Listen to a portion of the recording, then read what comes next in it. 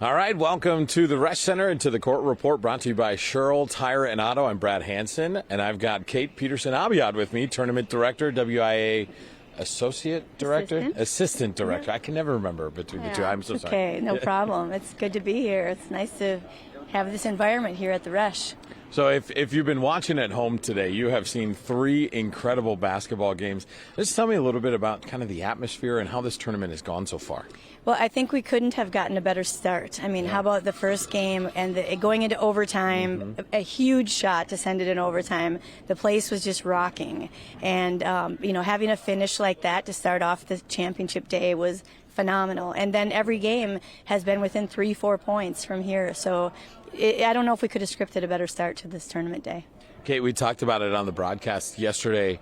The Division 5 session, set the attendance record, and they brought it today. I mean, Clear Lake and Lena were Albany, Monticello and Lena were the 2 teams today. They had crowds going up to the top. How incredible is that to see all divisions like that kind of show up? Well, it's funny. One of the towns was telling me we have 600 people in our town, and we sold 880 tickets or something. And I'm like, well, where are they coming from? Yeah. But they are really coming out to see everybody, and what a neat time. My high school basketball, for girls basketball in Wisconsin is amazing right now. So many top tier players we're watching out here. It is refreshing and fun to see, and great plays. It's an exciting time for high school basketball, and people, I think, are coming out to see it. One of the things you talked about, seeing all this top talent, what I've noticed, there's been a youth movement. We had 2 incredible freshmen in this last game. Yeah. We've seen a lot of great underclassmen. How cool is that to see those kids, those young kids show up on this big stage? Well, and I'm sitting with a freshman daughter, and she's saying, that girl's just a freshman, that girl's a sophomore.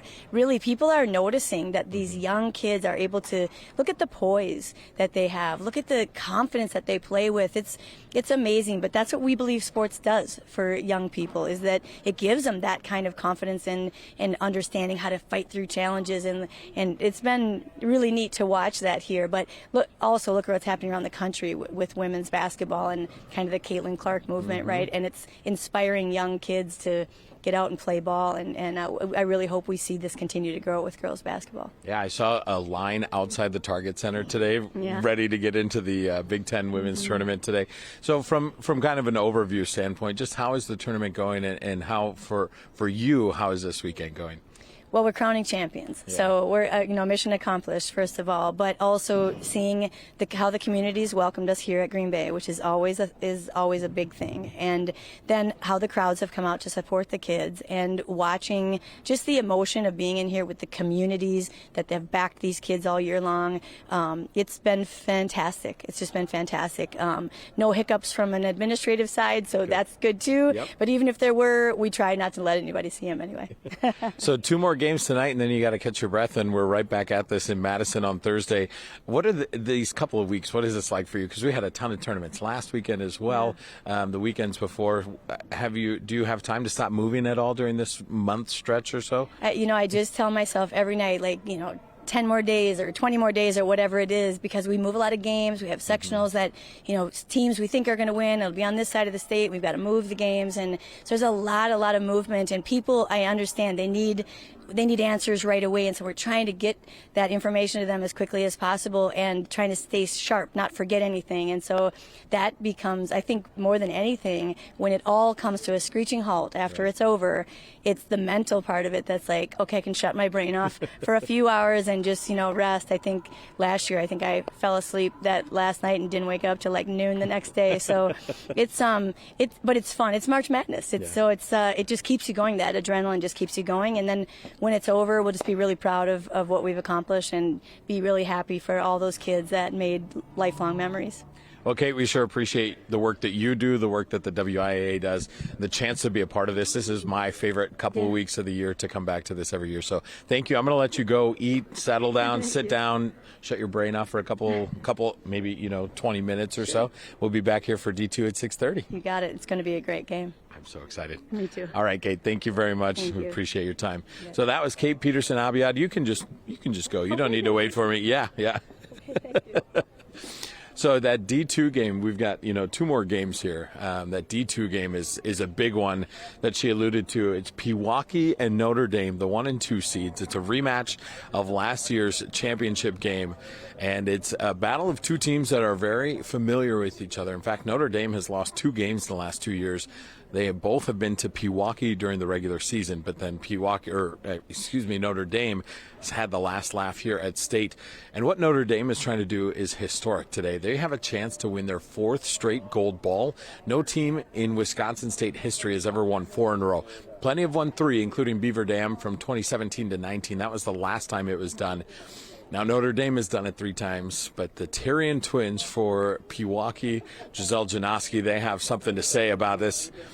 Hey, Scott, you want to come in and be part of our live stream here? Yeah, what do you got? All right, so. LeVar's here. Oh, and LeVar.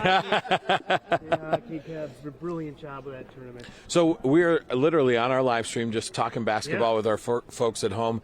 For those of you who don't know, Scott's kind of the mastermind behind the talent portion of this as far as booking the coaches, getting all the schedules done. So what is the lead up to this tournament like for you? Well, it's a lot of working on weekends, a lot of extra hours beyond the regular job, and a lot of planning that starts back in December when you make contact with our color analysts to make sure they're on board, and actually into January and making contact with sponsors to make sure they're on board to see if they want to do a live interview or they just want to do a tape. So it goes on for a good 3 months before it actually starts, and the busiest part is this past week leading into next week when we go to the boys. How many years have you been doing this now, Scott? 96 was my first year, so this would be my 29th season. So impressive. I've been doing this with you since 2019, so not quite as many years. But I'll tell you what, I don't ever remember a championship Saturday this good. Do you? I said that on the air just moments ago. So we've had 3 championship games, all 3 of them coming down to the final minute. And we have some really promising matchups, great matchups tonight. So I'm hoping it will continue. And usually you're lucky if you get one really good, tight game coming down to the final minute on championship Saturday. To get 3 and go 3 for 3 so far, it's been amazing. I know. I think I was kind of looking ahead to that D2 game you've got. I know you've got the call on that tonight. Yeah. What do you think about that one? Pewaukee and Notre Dame meeting for the 3rd straight time in the Division II championship game. Notre Dame is going to try to win their 4th state title in a row. No team's ever done that. These 2 teams know each other. They've played each other 5 times in the last 3 years. They opened the season against each other. Pewaukee has won twice, Notre Dame 3 times. But each time Notre Dame has won in the championship. So there's a lot at stake here. Those girls know each other. The coaches know each other. They're both outstanding programs, and I can't wait. All right, Scott, go rest your voice. Have fun on the call. Yeah, you've got both calls tonight. So thanks, Scott. Appreciate you jumping in. It's the fun of the court report, right? We can just grab people, just start talking basketball. This has been truly one of the most memorable tournaments that I've been a part of. We talked about that D5 attendance record they set yesterday, and we saw it today, too. The crowds have been awesome. The bands have been awesome. We saw the Space Stallions, Albany Monticello. They combined the Comets and the Mustangs, and now they're the Space Stallions. So, we've got 2 more games on tap tonight. We talked about Pewaukee and Notre Dame. Nina and Arrowhead is our Division I game. That's going to close out the tournament. And we maybe a little biased on that one because Andy Brunell is the head coach of the Nina Rockets, and he's normally on our broadcast team. We've actually had 2 coaches this year that normally call games with us. Laura Stavanis, who just won a gold ball with the Edgewood Crusaders in the D3 game, and Andy Brunell both made the tournament. So happy to see them here. In fact, I texted Andy Brunell as soon as we went to commercial after the Edgewood game and said, all right, Stav got it done. It's your turn. He said, LFG. And that's all I'm going to elaborate on what he said to me. But a lot of great games. We're back at 6:30. I think we'll sign off for now. It's been awesome hanging out with you all weekend. We're going to do this again next weekend in Madison. Keegan and I will be there for the boys tournament starting on Thursday, going through Saturday as well. So thanks for hanging out with us on this court report.